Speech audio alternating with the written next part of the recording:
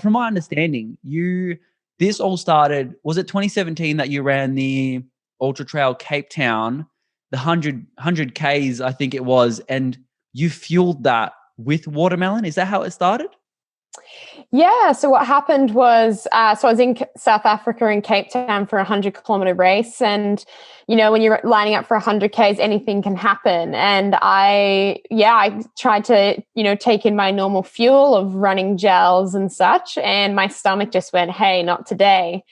And my fallback when that happens, usually, because the easiest thing on my stomach is kind of Coke, the Coca-Cola, the drink, and watermelon, just like simple sugars, really easy.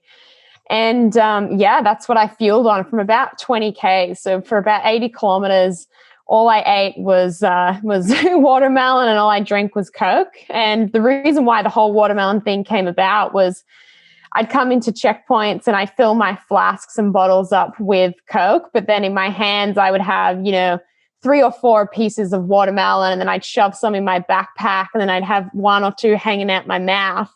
And that's where all the photographers were. So all they had was images of me just holding like probably a whole watermelon every time I left the checkpoint. And I came back to Australia and I won the race. I set a record. Woo! And and I was on Sunrise, the national morning show.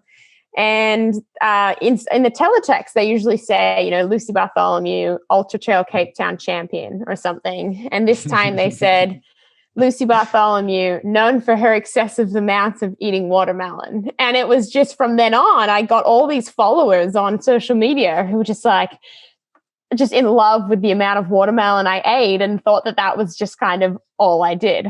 You're a hero. You're like the watermelon, I don't know, icon.